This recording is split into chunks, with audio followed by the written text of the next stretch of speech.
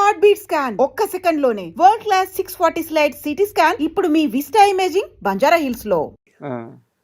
Sir ఆవిడేదో మాట్లాడుతుంది, నేనేదో మాట్లాడుతున్నాను. సిల్క్ స్మిత్తో మాట్లాడటం క్రాంతి గారికి ఇష్టం లేదు. రావయా అని అన్నాడు.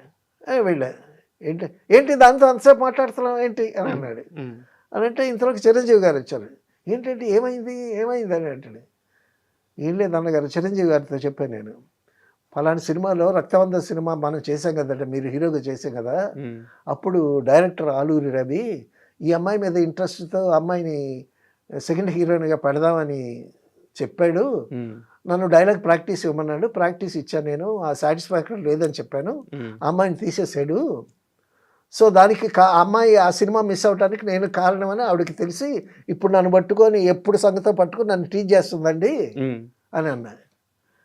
అనేసరికి ఇది ఇలా ఉందా. ఆ సాంగ్ ముందు లీడ్ సీన్ ఏంటంటే సిల్క్ స్మిత్ని చిరంజీవి గారు కొడతాడు. ఓకే, కోయిన్సిడెన్స్ చూడండి. అప్పుడు అన్నగారు మరి ఇలా టీచ్ చేస్తుందండి నన్ను, ఏం చేస్తాను నేనేం చేస్తాను, డైరెక్టర్ చెప్పిందే నేను చేశాను. అమ్మాయి డైలాగ్ ప్రాక్టీస్ ఇవ్వమన్నాడు, ప్రాక్టీస్ ఇచ్చాను. బాగుందా లేదా అని అడిగాడు నన్ను. బాగాలేదు, I'm not happy with your dialogue అని చెప్పాను. డైరెక్టర్ తీసేశాడు. నాది తప్పేముందండి అన్న. కరెక్టే, నువ్వు కరెక్టే, ఉండులే అని అన్నాడు చిరంజీవి గారు. అప్పుడు చిరంజీవి గారు చాలా సరదాగా ఉండేవాళ్ళు. ఆ బిగినింగ్లో క్రాంతి కుమార్ సినిమా స్టాఫ్ అందరితో చాలా సరదాగా ఉండేవాడు అప్పుడు. తర్వాత ఆయన పెరిగిపోయాడు. ఆయన చుట్టూ ప్రొడ్యూసర్లే డైరెక్టర్లు. మాకు ఎక్కడ అవకాశాలు ఉంటాయి? ఎక్కడైనా షూటింగ్ దగ్గర కనిపించినప్పుడు హాయ్ జయ అంటాడు. ఆ పలకరింపులు, ఆ చిలకరింపులు అవన్నీ అలాగే ఉన్నాయి. ఇప్పుడు కూడా కనిపించిన ఒక్కోసారి హాయ్ జయ అంటాడు, హాయ్ కుమార్ అని అంటాడు. గర్ల్ ఫ్రెండ్ని పిలిచాడు, హాయ్ జయ అంటాడు. అలా సరదాగా ఉండేవాడు ఆయన. సరే నేను చూసుకుంటానులే అన్నాడు. సరే క్రాంతి గారు కూడా నవ్వారు. ఆవిడ ఏంటి సిల్క్ స్మిత కాలు మీద కాలేసుకొని స్టైల్గా కూర్చుని, పెద్ద హీరోలు ఎవరో వచ్చినా సరే కాలు మీద కాలు తీసేది కాదంటండి. ఎందుకంటే ఇది నా కాలే నా కాలు మీద నేను కాలేసుకుంటాను, నీకేంటి. అప్పటి పుష్ప అనమాట. నిజంగా పుష్ప అండి, పుష్పమే అమ్మాయి. అమ్మాయి కళ్ళు, అమ్మాయి ఫేసు, అమ్మాయి ఆ ఫేస్లో ఉండేటువంటి గ్లో అసలు చూస్తేనండి ఫోటోగ్రఫీలో ఎంత అందంగా ఉండేదో. తర్వాత అమ్మాయి కళ్ళలో ఒక మ్యాజిక్ ఉందండి. ఆ మ్యాజిక్కే పడిపోయారు అందరూ. పెద్ద నటి కాదు, బట్ క్లోజప్ తీస్తే మాత్రం భలే ఉంటుంది. ఏంటి కమల్ హాసన్తో తమిళ్లో సినిమాలు ఏమి ఎంత అద్భుతంగా చేసింది, ఎంత స్టార్ అక్కడ. సరే అదే పక్కన పెడితే, సరే నేను చేసుకుంటాను తమ్ముడు అన్నాడు చిరంజీవి గారు. నేను చూసుకుంటాను అన్నాడు. అన్న తర్వాత కాలు మీద కాలేసి కూర్చుంటుంది అని క్రాంతి గారికి కూడా. క్రాంతి గారు చాలా అద్భుతమైన ప్రొడ్యూసరు, లెజెండరీ డైరెక్టర్, బ్రహ్మాండమైన డైరెక్టరు. ఎంత అద్భుతమైనటువంటి సీతారామయ్య గారి మనవరాలు అనేటువంటి గొప్ప సినిమా, హీరో హీరోయిన్ డ్యూట్ లేకుండా సినిమా తీసి 100 days ఆడించాడు. అవునవును. నాగేశ్వరరావు గారితో విగ్గు పెట్టుకోకుండా మీరు యాక్ట్ చేయాలి అని కండిషన్ పెట్టి నాగేశ్వరరావు గారితో యాక్ట్ చేయించాడు. అంత స్ట్రాంగ్. ఆయన MA LLB lawyer. Kranthi Kumar గారు లాయరు, బాగా చదువుకున్నాడు. Is a wonderful novel reader. అద్భుతమైనటువంటి మంచి నవల్స్ అని చదివి, న్యాయం కావాలి సినిమా నవలే కదా. అవును. ఆయన నవల్స్ చదివి కొంతమందికి సజెస్ట్ చేసేవాడు ఆ నవల్స్ సినిమాలు తీయండి అని. పెద్ద వాళ్ళందరూ ఈయన దగ్గరికి వచ్చేవాళ్ళు కథల కోసమని, ఏదైనా డిస్ప్యూట్ అటువంటి వాడు ఆయన. మరి ప్రొడ్యూసరు డైరెక్టర్ ఈవిడ కాలు మీద కాలు వేసుకొని కూర్చుంటే పక్కన మెగాస్టార్ చిరంజీవి గారు ఉన్నారు. మరి ఇలా ఎలా ఉంటుంది? సరేనండి, షార్ట్ పెడితే చిరంజీవి గారు డైలాగ్ చెప్పుకుంటూ వస్తే ఆవిడేమో ఫోర్స్గా చిరంజీవి గారి దగ్గరికి వస్తుంది. చిరంజీవి దగ్గరికి వస్తే చిరంజీవి గారు ఏమో ఇట్లా చూశారు, క్రాంతి గారు ఇట్లా అన్నాడు. కొట్టారా నిజంగా? చెప్పేది కొట్టాడు. కొట్టేసరికి అమ్మో కింద జారిపోయింది.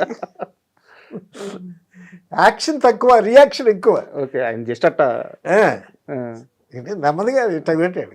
పెట్టేసరికి ఓవర్లాప్ ఉంటది అనుకున్నారు, ఆ, జస్ట్ లైట్ తగిలే అక్కడ అప్పుడు ఉడుకులో రాసి అమ్మాయిని సవరు తీసి మళ్ళా కాసేపు పాసిఫై చేసి తర్వాత షార్ట్ తీసామన్నమాట. అంటే ఎప్పుడో పనికిరాదు ఈ అమ్మాయి అని అన్న విషయాన్ని అప్పటి వరకు గుర్తుపెట్టుకొని, అంటే జరిగినటువంటి అవమానాల్ని వాళ్ళు గుర్తుపెట్టుకుంటారండి. గుర్తుపెట్టుకొని వాటన్నింటినీ ఆ అవమానాల్ని దిగమింగుతూ మనం పైకి ఎదగాలి అనేటటువంటి కసి వాళ్ళలో పెరిగి దాని మీద బాగా కృషి చేసి పైకి వచ్చినటువంటి మనుషులు చాలా మంది ఉన్నారు. నిజంగానే సిల్క్ స్మిత గారికి ఇండస్ట్రీలో చాలా అవమానాలు ఎదురైనాయి. చాలా అంటే ఇప్పుడు అవమానం అంటే ఇప్పుడు మీరు ఆ క్యారెక్టర్కి సెట్ అవ్వట్లేదని రిజెక్ట్ చేయడం అవమానం కాదు, అది నిర్ణయం. నేననేది ఆమెని వ్యాంపు క్యారెక్టర్లో చూడడం కానీ లేదా మరో ఉద్దేశంతో చూడడం కానీ ఆమెని సెట్స్లో ఇబ్బంది పెట్టడం కానీ, ఇండస్ట్రీలో సర్వైవ్ అవ్వడానికి ఆమె చాలా ఇబ్బంది పడింది. ఇన్ని ఇబ్బందుల వల్లే తను గుండె రాటు తేలిపోయి ఎవరిని లెక్క చేయకుండా ఎదురు తిరిగింది ఇండస్ట్రీ మీద అంటారు. తర్వాత అండి ఆవిడ హీరోని అయిపోయిన తర్వాత మంచి మార్కెట్ వచ్చిన తర్వాత ఆవిడకి ఒక ఫంక్షన్లో ఆవిడ కొరికిన యాపిల్ వేలం వేస్తేనండి 25,000 రూపీస్ కొన్నాడు అక్కడ. అబ్బా, ఆ రోజుల్లో 20 సిల్క్ స్మిత కొరికిన యాపిల్ వేలం వేస్తే 25,000 రూపీస్ వచ్చి కొనుక్కున్నాడు. అంత క్రేజ్ సిల్క్ స్మిత.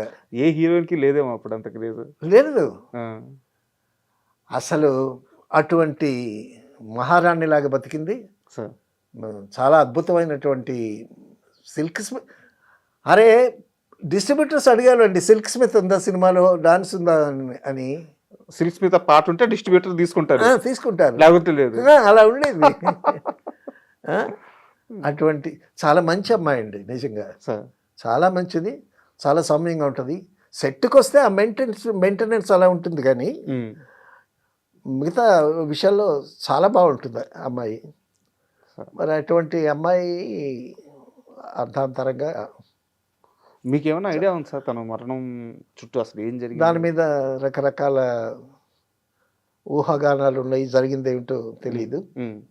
ఆవిడ ఆత్మహత్య చేసుకుందని కొందరు అంటారు, ఆత్మహత్య చేసుకునేటప్పుడు ఏదో లెటర్ రాసిందని అంటారు. ఆ డాక్టర్ ఎవరో ఒక అతనే ఆవిడ మరణానికి కారణమని కొందరు అంటారు. సో కారణం ఏదైనా సరే ఒక మంచి నటిని కోల్పోయాము మనం. అయితే నా దగ్గర ఇంకో ప్రశ్న ఉంది. జీవితంలో సిల్క్ స్మిత చాలా సంపాదించింది, కానీ ఆమె చనిపోయే సమయానికి కొంత దాన ధర్మాలు, మరికొంత డబ్బు చాలామంది మోసం చేశారు. ఇప్పుడు డాక్టర్ గారు అని ఒక ఆయన ఉండేవాడండి ఆవిడతో. సో నాకు లైఫ్లో ఒక మనిషి తోడు కావాలి. ఇప్పుడు ఒక ఆడ మనిషికి ఒక మగ మనిషి తోడు కావాలి.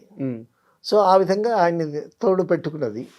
తోడు పెట్టుకున్న తర్వాత ఈ అమ్మాయి వైభవం చూసి అతను బిత్తరపోయాడు. బిత్తరపోయి ఏమన్నాడంటే, నువ్వు ఎన్నాళ్ళని ఈ వ్యాంప్ వేషాలు డాన్సులే చేస్తావు, నువ్వు హీరోయిన్ అవ్వాల్సిన దానివని చెప్పి అమ్మాయికి ఎక్కించి ఆ అమ్మాయి చేత సినిమాలు తీయించాడండి. సినిమాలు తీయించి ఆ సినిమాలు దెబ్బతిన్నాయి. ఈవిడ ఎప్పుడైతే సినిమాల్లో హీరోయిన్గా అనుకున్నదో మిగతా ఈ ప్రైవేట్ సాంగ్స్కి పిలవటం మానేశారు. ఆ విధంగా అటుకుపోయింది ఈ సినిమాలు వాళ్ళ. ఆ విధంగా లాస్ పడ్డది. తర్వాత సో ఈవిడ వైభవం క్యాండిల్ లాగా కరిగిపోతుందని తెలిసి నా డాక్టరు జాగ్రత్త పడి అంతా వెనకేసుకున్నాడు కూడా. సో ఆ విధంగా మరి ఆఖరికి ఉరిపోసుకొని చనిపోవటం అనేది చాలా భయంకరమైనటువంటి దృశ్యం అది. అయితే అదే అంటారు సార్, చాలా తక్కువ వయసులో చనిపోయారు. అవునవును. కానీ ఈ రోజుకి ఎన్ని సంవత్సరాలు అయింది సార్ మన మధ్య నుంచి వెళ్ళిపోయి. అవునవును. కానీ ఆమె ఇచ్చిపోయిన ఆ జ్ఞాపకాలు కానీ, ఆ స్టార్డమ్ కానీ అందరికీ అలాగే గుర్తుండిపోయినాయి కదా, ఆ పాటలు కానీ, డాన్స్ కానీ. So great person sir, great person. Thank you very much. ఎందుకంటే ఇలాంటి గొప్ప గొప్ప వాళ్ళ గురించి మీలాంటి సీనియర్స్ చెప్తేనే ఈ జనరేషన్కి తెలుసుద్ది.